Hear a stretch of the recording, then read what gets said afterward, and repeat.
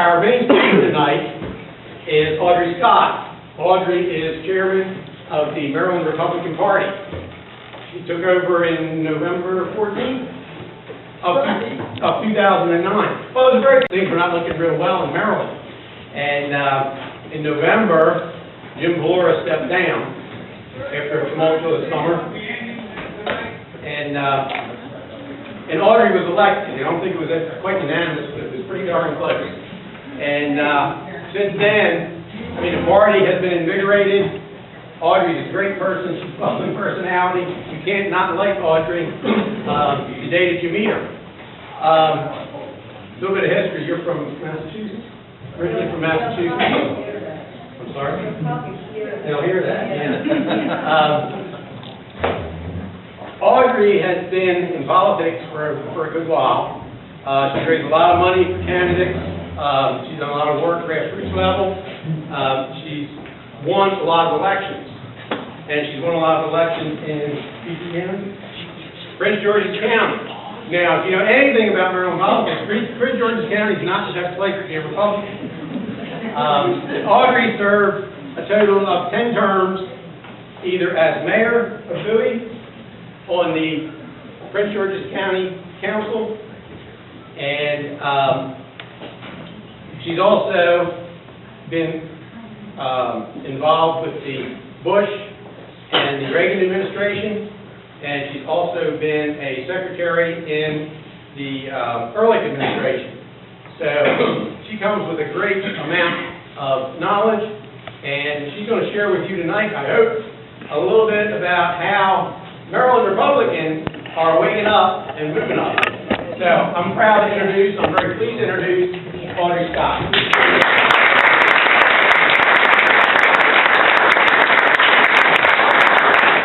Thank you, Steve. It is a pleasure to be here. And right off, I would like to apologize to the candidates.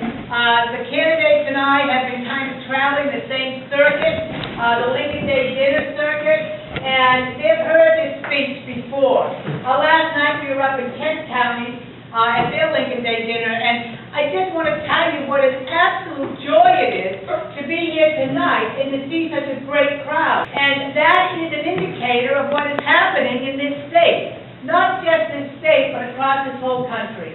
And what has happened is that people are disgusted, they're fed up, they don't like the spirals of socialism, and they want change, and they want it now. And they're willing to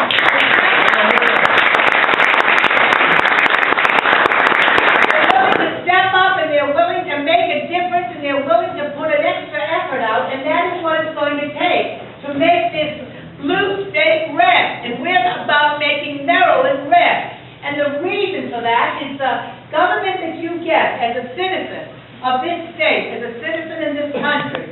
You get better government when you have a two-party system, as was envisioned by our forefathers and our Constitution, with checks and balances.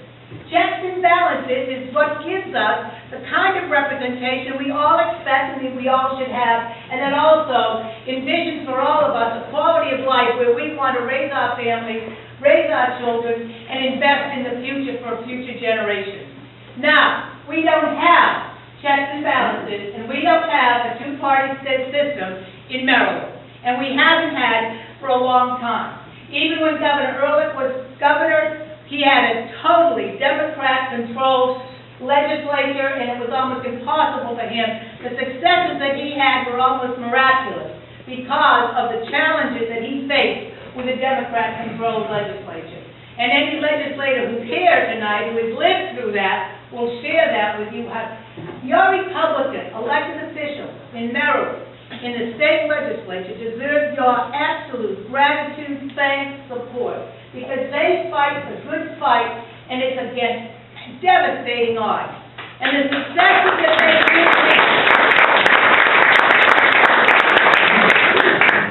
it is an environment that is absolutely debilitating, and we have got to change that. We right now are not even invited to come to the table. And we aren't invited to come to the table because we don't have a veto-proof override. What do we need to have a veto-proof override? We need 5 more senators. 5 more senators and 16 delegates. And I am telling you here tonight, we can do that.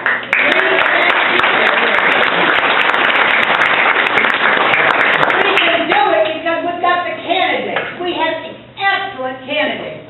And that is another indicator of what is happening in this country. I've been a candidate many, many times, and it was told in the introduction by Steve, I was a Republican and I lived in Prince George's County. I'm still a Republican, but I no longer live in Prince George's County. Not because I didn't have a phenomenal life there and a wonderful, wonderful experience, and I really am very grateful for the opportunities that I had there. But my husband retired, and we decided to retire to the Eastern Shore, and we moved over here 3 years ago. And I was supposed to retire too. Well, that hasn't happened, and I'm actually working harder than I've ever worked in my life, and this is a volunteer job. This is without benefit of salary. But you know, why am I doing this? People say, Audrey, you know, you've been there, you've done it, what are you doing? And I'm saying, I can't not do it. I can't not do it because we have to do it now. 2010 is our year. If ever we're going to do it, this is the year to do it. The candidates are stepping forward because it used to be maybe a glimmer of hope. And a candidate would step forward and then turn out to be a sacrificial lamb in a Democrat-controlled state, in the bluest of blue states. And it was tough to be a candidate, knowing what the odds were. But now, what happened in Virginia, with the election of Bob McDonnell, we looked at that and we said, wow, that's pretty nice. That's pretty encouraging. However, Virginia has had Republican governors before, and quite a few of them. And there's been a Republican majority for quite a while. So it was good that they did that, but it wasn't astounding. Then New Jersey. New Jersey elected Christie, and we said, wow, New Jersey, or any of you from New Jersey? We said, that is phenomenal. That's wonderful. But is it a trend? Is it telling us anything? Not really sure. Then Massachusetts.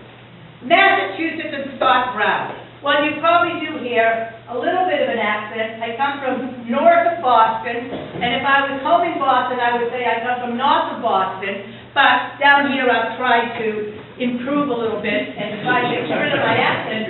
I've only been here 40 years, so I'm still working on it. I haven't made it yet. But Scott Brown was the Massachusetts miracle. And when that was happening, I said to everyone, I said, look, I'm from Massachusetts. Don't get your hopes up. Scott Brown's a tremendous candidate, phenomenal candidate. However, he's already won because he's made that race competitive. And that is a win in Massachusetts, because those races are usually not competitive. So be happy, be excited. We've already made a difference in Massachusetts. That's a competitive race. But then we had a party at headquarters on election night. And we had open door, and Andy Harris came down, and we had no money. He provided the television set, but we're working on that. He provided the pizza and the cold beer. We had everybody come in there. We watched the election night for Scott Brown. And the returns started coming in. And by 9:15, early for an election, it was all over. And we were screaming, and you probably could hear us here in Chrisfield, here in Somerset County. We were excited, and we were excited because we knew the shift had come. We knew the momentum was building. We knew it wasn't just an isolated case in Virginia and New Jersey. We knew the shift had come, the trend had started, and we are ready to replicate the Massachusetts miracle right here in Maryland. We are going to have a Maryland miracle, and we're going to have it on November, here this year, in 2010, on November 2nd. There are all the ingredients are there, all the indicators. What do I mean by that? I'm the chairman of the Republican Party. I became chairman on November 14th. After an extremely contentious, controversial several years. And also a year of not raising much money. So what did I inherit? I inherited a lot of disunity, a lot of debt, and we were struggling just to be relevant. Relevant so that candidates could depend on us, could look to the state party for leadership, could look to the state party to provide the infrastructure that they needed in order to run winning campaigns. So, step forward, became the chairman. First thing I had to do was unify this party. Make sure that we are all on message. And we have to understand the message, and we have to stay on message. The message is very simple. And I want each of you to remember it. I want each of you to know it, because you are the people that are going to go out there and tell the message. And you hear over and over and over again people say, don't talk religion, don't talk politics. Not in your social clubs, not at the Yelps, not at the Kiwanis, not at the women's clubs, not the historical society. Don't talk politics, don't talk religion. And I'm telling you, you better start talking politics. You better start talking politics to every single person you know. Because I want to tell you, this is our year. And you have to remember that. 2010 is our year. We've got to do it now. And the only way it's going to happen is for you to help deliver the message. Number one, lower taxes. Why lower taxes? Why is that important? Because the more that you're able to keep in your pocket, the more vibrant the economy. The more you have to spend, the more the economy flourishes.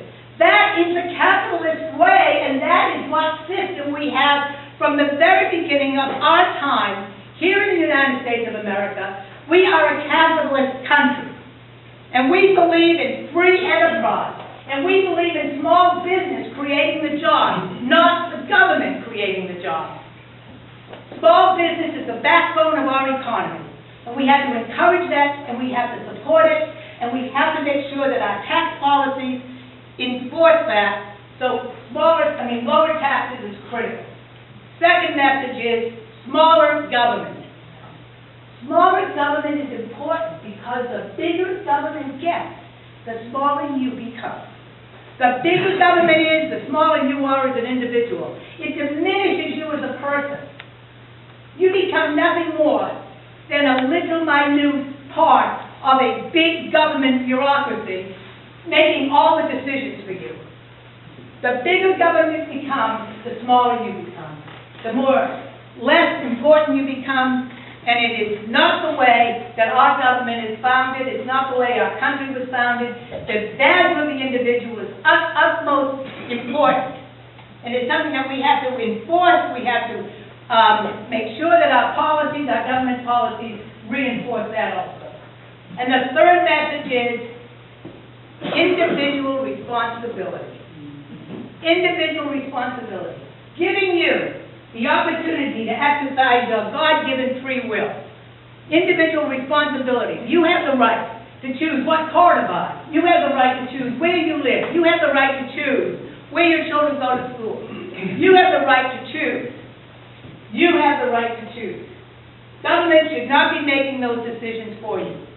So, this message is simple. It's 1, 2, 3. Lower taxes, smaller government, individual responsibility. But you've got to go beyond that, because everyone will say to you, you Republicans have been saying that for years.